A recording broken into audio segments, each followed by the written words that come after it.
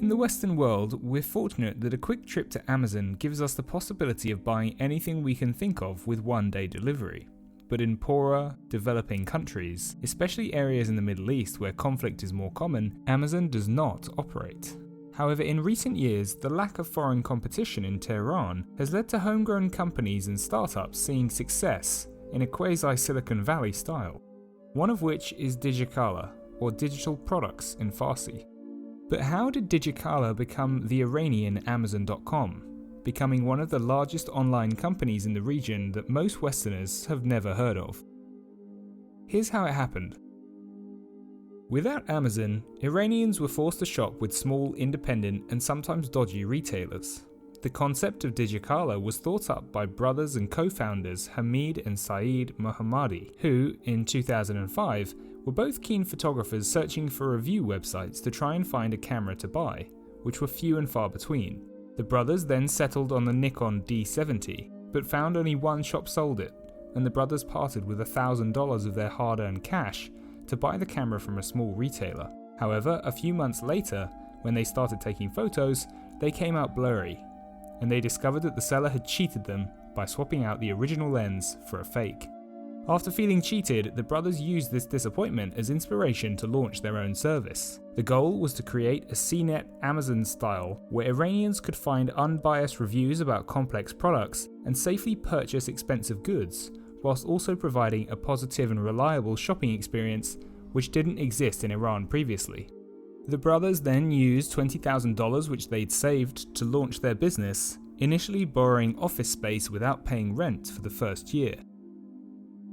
If you're interested in seeing more stories about successful companies and individuals, then please hit subscribe. It really helps our channel to grow. Starting with a tiny office, the brothers began selling mobile phones and digital cameras with attached product reviews, building their customer base and personally delivering the products themselves. After just 2 months, they turned a profit and have continued to see over 200% growth year on year by way of visits, orders and revenue. With no other similar stores or review sites, Digikala quickly became a hit in Iran, even without advertising, relying on the trusted Iranian word of mouth. The Mohammadi brothers think that word of mouth is much more successful there than in the West, with twice as many reviews than similar products on Amazon, thanks to Iranians who like to share their experiences and ideas. They love consumer electronics and gadgets, and people come to Digikala not just to shop, but to read and write reviews.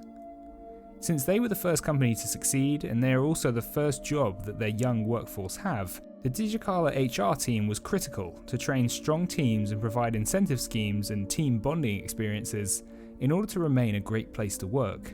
Now, 14 years after launch, Digikala is mentioned in the same breath as Amazon, and according to Alexa Rank is the third most visited website in Iran, and even ranks in the top 40 for the UK. It's thought that the website hits almost 2 million daily visitors and accounts for 90% of Iran's e-commerce sector. Similar to Amazon, they now focus on everything from books to fashion, personal care and tools, whilst also changing the meaning of Digikala from digital products to choosing and buying products digitally. It's unknown what the value of the company is today, but back in 2015, it was valued at $500 million after investment from Russian billionaire Vladimir Putin. Similar to Amazon, in inner cities they can provide same or one-day delivery whilst using national postal systems for remote orders. With a 7-day return policy and a positive customer experience, the firm has a less than 2% return rate and have changed the way that Iranians shop. However, Iran is a complicated country, and during Digikala's lifetime, sanctions have played a role in success as well as potential future problems. When sanctions were lifted back in 2016, the prospect of foreign investment and competition was both exciting and energizing for the business. The brothers had no fear that the likes of Amazon or eBay would enter the market and compete, especially given the cultural nuances as well as legal and logistical challenges that are difficult to get right without having first-hand knowledge. The brothers' thoughts were that a foreign entity would have greater success if undertaking a joint venture or a partnership with a firm who is now trusted amongst Iranians, suggesting it's not as simple as it looks. But with the US pulling out of the Iran deal in 2018, further sanctions have been issued and foreign investment and potential for growth have been put on ice. With more and more people having access to the internet in Iran, as well as Iranian banks providing more access to debit cards and online payments, Digikala continues to grow despite the tumultuous climate. But the growth is bigger than the sum of its profits, as their success story provides motivation to the rest of the nation. And that's how it happened. Thanks for watching.